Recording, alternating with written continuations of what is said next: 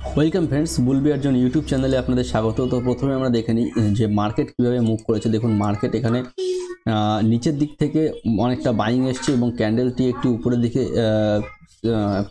Close হয়েছে এবং 50 EM এর উপরে ক্লোজ হয়েছে, যেটা মার্কেটের পক্ষে একটা সিগন্যাল পজিটিভ, সিগন্যাল নাম্বার 1 মার্কেটের জন্য পজিটিভ। এবং ক্যান্ডেলটি একটি হ্যামার টাইপের নিচের দিকে তৈরি হয়েছে, যথেষ্ট হ্যাঙ্গিং ম্যান টাইপের ক্যান্ডেল, যেটা কিনা নিচের দিক থেকে বাইং এবং উপর দিক থেকে পুশ করে ক্যান্ডেলটিকে সেল করা হয়েছে। এবং নিচের দিকের বাইং অনেকটা বেশি, বাইং সিনারিও অনেকটা বেশি, যেটা কিনা এখানে বাইংয়ের পজিশন অনেকটা বেশি, সেলিংটা কম এবং ক্যান্ডেলটি পজিটিভ ক্লোজ। সুতরাং মার্কেটে এই ক্যান্ডেলটি যথেষ্ট পজিটিভ এবং 50 EM এর উপরে পজিটিভ, অর্থাৎ ক্যান্ডেলে আমরা দুটো সিনারিও পেয়ে গেলাম, পজিটিভ সিনারিও, দুটোর জন্য আমরা পজিটিভ সিনারিও পেয়ে গেলাম। সো মার্কেটে কালকে আমরা কী করতে পারি, কালকে মার্কেট এই যে ট্রেন লাইনটা যাচ্ছে, এই ট্রেন লাইনের উপরে যদি মার্কেট গ্যাপ আপ ওপেন হয় বা কখনো মার্কেট এইসব জায়গাতে ওপেন হয়ে যদি এইসব ব্রেক করার চেষ্টা করে, তাহলে কিন্তু এখানে পজিটিভ সিনারিও আমরা এখানে তৈরি করতে পারি। কালকে আমরা অ্যানালাইজ করেছিলাম যে মার্কেট কিন্তু এখান থেকে পজিটিভ হতে পারে। সো আজকে পজিটিভ হয়েছে এবং মার্কেট যদি কালকে উপরের দিকে ওপেন হয়, গ্যাপ আপ ওপেন হয় এবং মার্কেট এখান থেকে ভালো মুভ দেয় 15 মিনিট 20 মিনিট পরে, সো সেখান থেকে কিন্তু আমরা একটি বড় গ্রিন ক্যান্ডেল, এই ধরনের একটি গ্রিন ক্যান্ডেল কিন্তু আমরা এক্সপেক্ট করতে পারি। এবং মার্কেটে এই যে ক্যান্ডেলগুলো আছে, এদের কিন্তু স্টপ লস হিট হওয়ার সঙ্গে সঙ্গে মার্কেটে কিন্তু বড় সড়ো গ্রিন ক্যান্ডেল এবং মার্কেট এখান থেকে উপরের দিকে চলে যেতে পারে। সো মার্কেটের ক্ষেত্রে কোনো রকম অনেক কিছুই হয় মার্কেটে, যে এখান থেকে সেগুলো দেখা যাচ্ছে। এবং দেখুন মার্কেটের ক্ষেত্রে নেগেটিভ সিনারিও কী আছে, নেগেটিভটা আমাদের আলোচনা করে নেওয়া উচিত। নেগেটিভ সিনারিও যেটা আছে, মার্কেট 50 EM এর কাছাকাছি আছে। সো এর নিচে মার্কেট কিন্তু নেগেটিভ হয়ে যাবে এবং এই যে ট্রেন লাইন যাচ্ছে, ট্রেন লাইনের নিচে আছে, তো ট্রেন লাইন থেকে মার্কেট কিন্তু এখান থেকে ব্যাক করতে পারে নিচের দিকে। এবং দুটো ট্রেন লাইন রেজিস্ট্যান্স উপরের দিকে রয়েছে, একটা আছে 46,900, আর যে ট্রেন লাইন আছে, ট্রেন লাইনের একটা নেগেটিভ রেজিস্ট্যান্স কিন্তু মার্কেট এখানে ফেস করবে। এবং এক্স্যাক্টলি আমরা যে ট্রেন লাইনটা টেনেছিলাম আগেরবার, এবং এখান থেকে কিন্তু রেজিস্ট্যান্স ফেস করে মার্কেট উপরের দিকে গেছে এবং সেখান থেকে মার্কেট আপসাইডে গেছে, আবার ট্রেন লাইনকে রেসপেক্ট করে উপরের দিকে গেছে, আবার এখানে এসছে, এখানে কিন্তু ব্রেক করে দিয়েছে। অর্থাৎ এখানে কিন্তু ট্রেন লাইনকে রেসপেক্ট করে মার্কেট নিচের দিকে আসতে পারে। যেহেতু এই ট্রেন লাইনকে মার্কেট রেসপেক্ট করছে, সো মার্কেট কিন্তু নিচের দিকে আসতে পারে। এবং নিচের দিকে আসলে এই যে ক্যান্ডেলটার আজকের যে লো আছে, এই লো ব্রেক হওয়ার সঙ্গে সঙ্গে মার্কেটে কিন্তু অনেক বড় সড়ো টার্গেট পজিশন আমরা পেয়ে যাব। এবং মার্কেটে যে টার্গেট আছে এখান থেকে, এই যে টার্গেট সেটা কিন্তু আমরা নিচের দিকে টার্গেট পেয়ে যাবো, অর্থাৎ মার্কেট 42,000 40,000-এর কাছাকাছি কিন্তু মার্কেটকে আমরা দেখার সুযোগ পাবো, যদি মার্কেট এই দুটো ট্রেন লাইনকে বড় সড়ো ক্যান্ডেলের দ্বারা রেসপেক্ট করে। অর্থাৎ মার্কেট এখান থেকে ছোটো ছোটো ক্যান্ডেল তৈরি করে তারপরে যদি বড় সড়ো একটি ব্রেকডাউন ক্যান্ডেল দেয়, তাহলে কিন্তু আমরা বড় সড়ো টার্গেট নিচের দিকে পেয়ে যাব, যদি এরকমভাবে সিনারিও তৈরি হয়। তো আমরা কালকের জন্য কি ট্রেড করব সেটা নিয়ে আমরা একটু আলোচনা করে নিই। সো আমি এখান থেকে যদি সমস্ত কিছু উঠিয়ে দিই, তাহলে দেখুন ক্যান্ডেলটি ফ্রেশ ক্যান্ডেল এবং ক্যান্ডেলটি 50 EM এর উপরে এবং বুলিশ ক্যান্ডেল। সো আমি নিফটিতেও দেখব যে মার্কেটটা কেমনভাবে হয়েছে। সো দেখুন মার্কেটে আজকে নিচের দিকে মার্কেটে পুশ হয়েছে নিচের দিকে, তারপরে দেখুন নিচের দিক থেকে big buying area, pin candle যেটাকে বলি, পিন ক্যান্ডেল তৈরি, তারপরে মার্কেট উপরে গেছে এবং এখানে দেখুন কনসলিডেশন করেছে। এখানে কোনো রকম বড় সড়ো মুভ দেয়নি, মার্কেট জাস্ট এখানে কনসলিডেশন করেছে। সো মার্কেটে কালকে কি হতে পারে সিনারিও, দেখুন কালকে এইসব এরিয়া কিন্তু বাইং এরিয়া হিসাবে মার্কেটে রয়েছে এখনও পর্যন্ত। সো পজিশন হোল্ডিংয়ে যারা আছে তারা আছে। সো মার্কেট যদি কালকে বড় সড়ো গ্যাপ ডাউন হয়, তাহলে মার্কেটে সেলিং আসতে পারে। আর মার্কেট যদি আপসাইডে যায়, তাহলে এইসব এরিয়া কিন্তু সাপোর্ট হিসাবে কাজ করবে। এইসব জায়গাতে যদি ওপেন হয়, তাহলে মার্কেটে এইসব এরিয়াতে যদি আসে, তখন যদি পিন ক্যান্ডেল পান আজকের মতো এরকম পিন ক্যান্ডেল, সো আমি যদি ড্রয়িংটা উঠিয়ে দিই, এরকম পিন ক্যান্ডেল যদি পান, মার্কেট উপর থেকে আসছে, তারপরে যেখানে যদি এরকম পিন ক্যান্ডেল আপনি পান, তাহলে কিন্তু মার্কেটে সেখানে আপনি ট্রেড করতে পারেন। পিন ক্যান্ডেলের যে হাই আছে সেখানে আপনি যে বা ক্লোজ আছে এখানে এন্ট্রি করলেন, এবং এই পিন ক্যান্ডেলের যেহেতু অনেকটা বড় পিন ক্যান্ডেল, সো এর মাঝামাঝি যদি স্টপ লস লাগিয়ে নেন, তাহলে কিন্তু ক্যান্ডেলটিকে আপনি এখানে রাইড করতে পারেন। এবং আজকের পজিশনে অনেকে কিন্তু এই পজিশন নিয়ে গেছে। সো কালকে মার্কেট যখন উপরে ওপেন হবে, তারা কিন্তু ওয়েট করবে যে মার্কেট এখান থেকে উপরের দিকে যাচ্ছে কিনা, উপরের দিকে যাওয়ার সঙ্গে সঙ্গে তারা কিন্তু এখানে পজিশন অ্যাড করতে পারে, বা যা পজিশন আছে তারা রেখে দিতে। মার্কেটে তারা পজিশন কখন কাটবে, যখন তাদের পজিশনের কাছাকাছি চলে আসবে মার্কেট, অর্থাৎ এইসব পজিশনের কাছে মার্কেট যখন আসবে, তখন কিন্তু তারা পজিশন কেটে দেবে, মার্কেট নিচের দিকে আবার চলে যাবে। সো সেই রকম সিনারিও হতে পারে।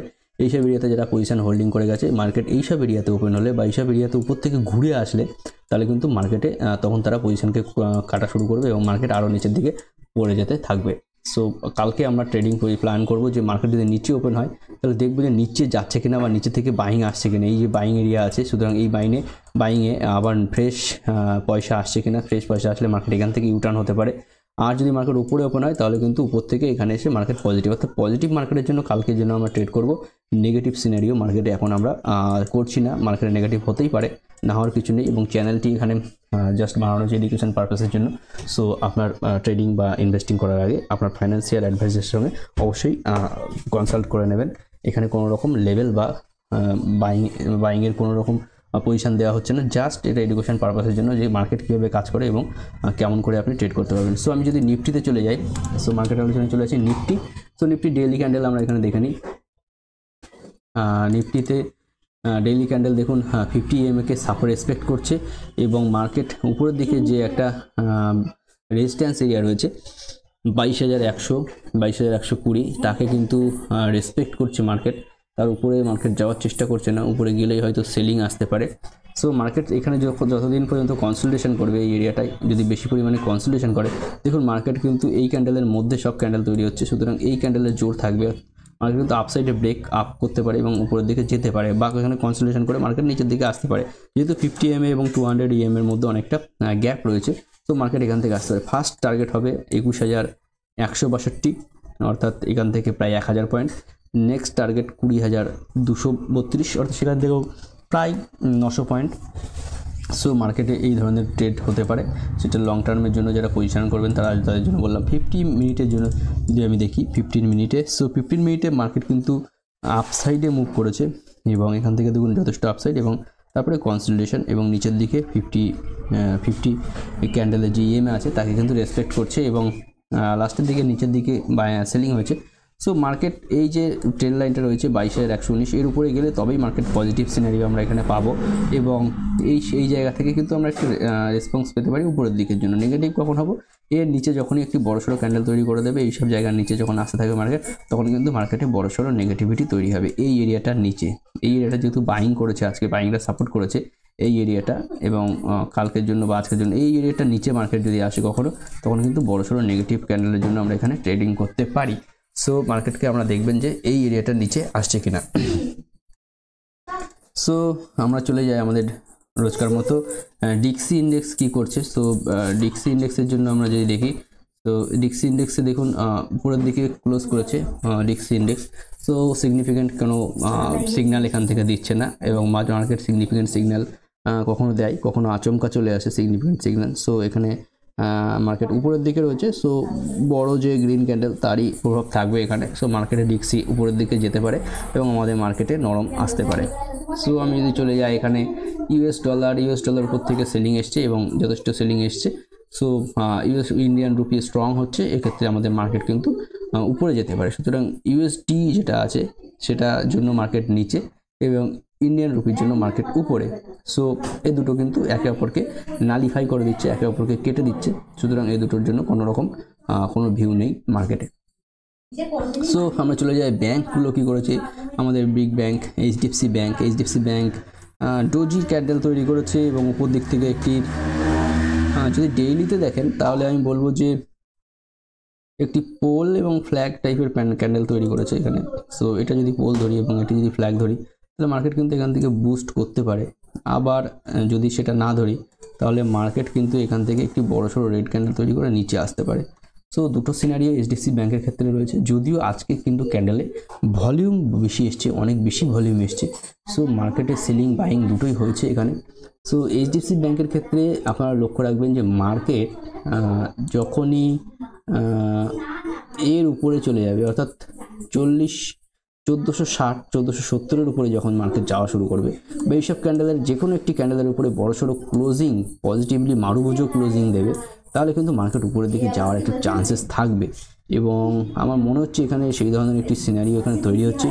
যদিও 50 EM এর একটা রেজিস্ট্যান্স এখানে ফেস করতে হবে, এবং 50 EM এর উপরে যদি ক্লোজ দিয়ে দেয় মার্কেট বড়সড় মারুভুজো ক্যান্ডেলে, তাহলে কিন্তু মার্কেট এইসব গ্যাপ ফিলিং করতে খুব তাড়াতাড়ি চলে আসতে পারে। সো এইচডিএফসি ব্যাঙ্কের ক্ষেত্রে এটাই ছিল আমাদের সিনারিও। তো আইসিআইসিআই ব্যাঙ্কের ক্ষেত্রে যথেষ্ট ভলিউম এসছে এবং ব্যাঙ্ক যথেষ্ট উপরের দিকে ক্লোজ করেছে। সো আমার মনে হচ্ছে আইসিআইসিআই ব্যাঙ্কের ক্ষেত্রে বড়সড় গ্রিন ক্যান্ডেল তৈরি হতে পারে। এসবিআইয়ের ক্ষেত্রে গ্রিন ক্যান্ডেল তৈরি হওয়া শুরু হয়েছে, এবং আমার মনে হচ্ছে যে এসবিআইয়ের ক্ষেত্রেও এখানে বড়সড় একটি গ্রিন ক্যান্ডেল তৈরি করে মার্কেটকে কিন্তু একটা সারপ্রাইজ দিতে পারে, সারপ্রাইজ গিফট তারপরে মার্কেট এম প্যাটার্নের কাছাকাছি এসে এখান থেকে কিন্তু রিটার্ন করতে পারে, বা এর উপরে গেলে মার্কেট তারপরে কিন্তু পজিটিভ হতে পারে এই সব জায়গার উপরে। সো দুটো সিনারিও রয়েছে। এসবিআইয়ের ক্ষেত্রে কিন্তু মার্কেট যথেষ্ট সেন্সিটিভলি কাজ করছে, যেহেতু মার্কেট এম প্যাটার্ন ব্রেক করে দিয়েছে। তো এম প্যাটার্ন 743 এর কাছাকাছি থেকে মার্কেট কিন্তু রিটার্ন করতে পারে। সো 743-এর যে মার্ক রয়েছে, এই মার্কটা 743, তো মার্কেট এখানে যেতে পারে একটি ক্যান্ডেল এবং সেখান থেকে কিন্তু রিটার্ন করতে পারে। তার ফলে আমাদের মার্কেটেও কিন্তু একটি ফল আসতে পারে এবং 50 EM এর সাপোর্ট আছে, এখান থেকে যদি মার্কেট ঘুরতে পারে তো ভালো, আর যদি না হয় তাহলে 50 EM এর নিচে এসে মার্কেট কিন্তু 200 EM-কে টেস্ট করতে পারে। সো এসবিআইয়ের ক্ষেত্রে যথেষ্ট চ্যালেঞ্জিং রয়েছে মার্কেট, এবং যেহেতু সুপ্রিম কোর্ট এবং বন্ডের ক্ষেত্রে এসবিআই অনেকটা দায় নিচ্ছে, সো অ্যাক্সিস ব্যাংকের ক্ষেত্রে পজিটিভিটি এবং কোটাক ব্যাংকের ক্ষেত্রে পজিটিভ। কোটাক ব্যাংক যথেষ্ট ভালো পজিশন রয়েছে, পাঞ্জাব ব্যাংকও এখানে পজিটিভ দেখানোর চেষ্টা করছে। পিএসইউ ইন্ডেক্স এখানে জাস্ট ইনসিগনিফিকেন্ট। স্মল ক্যাপের ক্ষেত্রে উপরের দিকে হোল্ড করছে, জানি না কতদূর করতে পারবে। সো মিড ক্যাপ এখানে পজিটিভ ক্যান্ডেলের মুভ রয়েছে, অটো ইন্ডেক্স পজিটিভ হচ্ছে, ইনফ্রাস্ট্রাকচার ছোটো ছোটো ক্যান্ডেল তৈরি করছে, আইটি ইন্ডেক্স আবার নেগেটিভে চলে এসছে। সো আইটিতে ক্ষেত্রে সমস্যা রয়েছে, এবং মেটাল ইন্ডেক্স যথেষ্ট positive metal. So reality sector এখানে ইন্ডিকেশন, ফাইন্যান্সিয়াল যে সার্ভিস রয়েছে ব্যাংক নিফটির মতোই রয়েছে। সো এগুলো রয়েছে এনার্জি ইন্ডেক্স। তো আমি চলে যাই আমাদের ডিজিআই ইন্ডেক্স এবং ইন্ডিয়া ভিক্সের ব্যাপারে।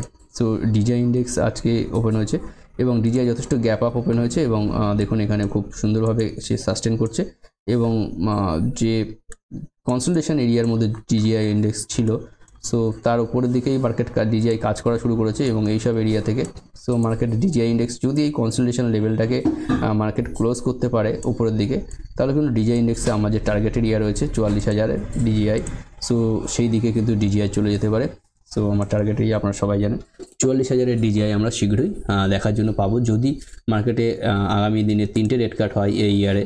সো তাহলে কিন্তু খুব সহজেই পেয়ে যাব, এবং ডিজিআই 44 মানে আমাদের ব্যাংক নিফটিও কিন্তু উপরের দিকে যাওয়া শুরু করবে। যদি তার কারণ আমি বলবো, একটা ফান্ডামেন্টাল ভিডিও আমি তৈরি করব, যে ব্যাংক নিফটি চলবে এবং বাকি স্টক দাঁড়িয়ে যাবে, তার একটা ফান্ডামেন্টাল সিস্টেম বা নিউজ আমি পরে এখানে একটা আইডিয়া দেবো, আমি এখানে সেটা পরে দেবো। সো আমি এখন চলে যাই আমাদের S&P 500। So S&P 500 big move দিয়েছে এখানে, সো বড়সড় ক্যান্ডেল তৈরি করেছে। আমি দেখে নিই এখানে কতটা মুভ দিয়েছে সে।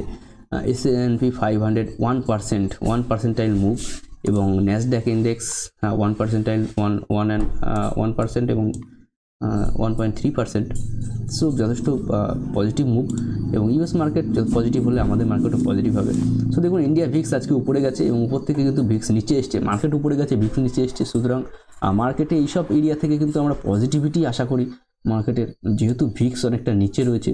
সো এইসব এরিয়া থেকে পজিটিভিটি আশা করবো, এবং মার্কেট যখন ভিক্স এখানে যাবে তখন মার্কেটে বড়সড় ফল হয়ে যাবে, এবং সেখান থেকে কিন্তু মার্কেটে আমরা নেগেটিভ আশা করব মার্কেট এইসব এরিয়াতে যাওয়ার সঙ্গে সঙ্গে।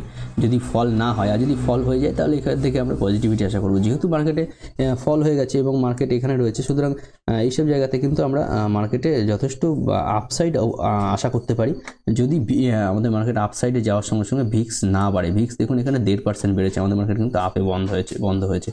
So thank you friends, video দেখার জন্য অসংখ্য ধন্যবাদ, এবং ভিডিওটি ভালো লাগলে অবশ্যই লাইক, শেয়ার এবং সাবস্ক্রাইব করবেন, এবং চ্যানেলটি কেমন লাগলো, ভিডিওটি কেমন লাগলো সেটা অবশ্যই কমেন্ট করে জানাবেন। Thank you, have a good night.